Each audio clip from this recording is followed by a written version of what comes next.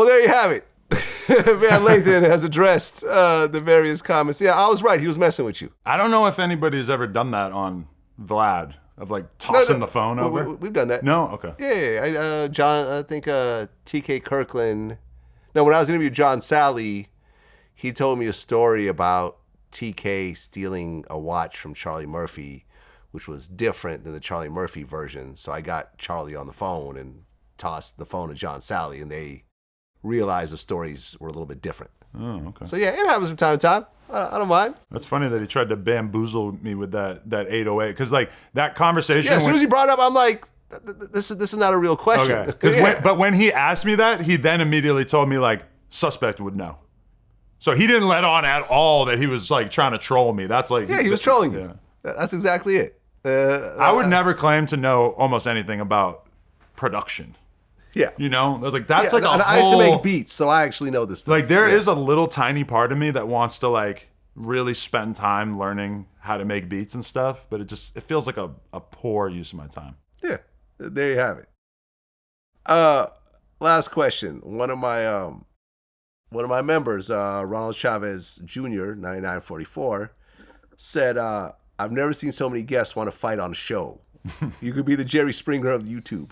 Yeah. You do have a lot of fights on your show. Right. I've never had any. We don't usually have like big clusters of people. No, you're right. I don't. I usually have one person, maybe two. Yeah. Occasionally three, but usually, and I try to keep things civil. Yeah. Do you feel like you're the new Jerry Springer in a way? I mean, sometimes it definitely feels like that. And I feel like I'm dealing with the exact criticisms that Jerry Springer probably dealt with 20 or 30 years ago.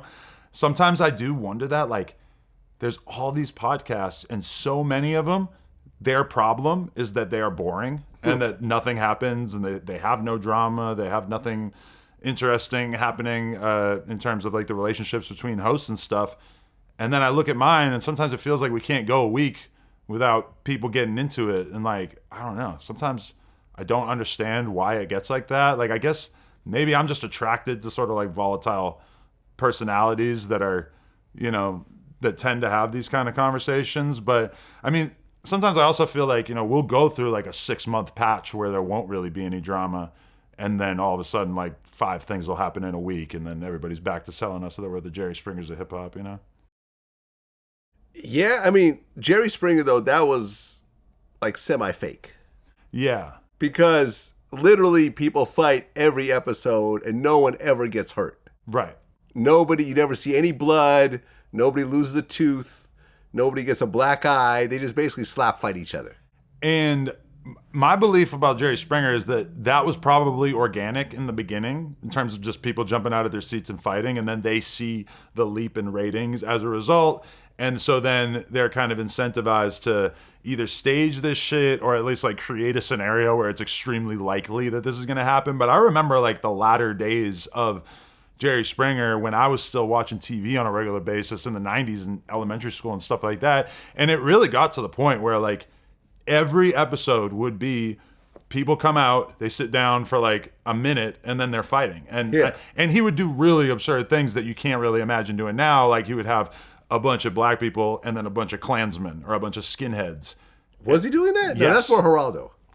I swear Jerry Springer did this back in the day You're talking about a Geraldo episode where they start throwing chairs. I think Jerry Springer had some skinhead plus black people arguing episodes. But like to me, that is like, I could never get away with doing that, right? Like, I don't even know where I would find like Nazi skinheads, but like, would they really agree to like sit down for a fight with a bunch of like activists? Like that would be shocking to me. I can't believe he got away with a lot of that stuff. But you know, I've thought about this a lot, and I think that even though I don't tell the host to go in a certain direction with content, I feel like the incentives sort of like embed themselves over time in these people where they just like realize like if they argue, if they beef, if they fight. And sometimes they do fake stuff. They fake stuff without even telling me.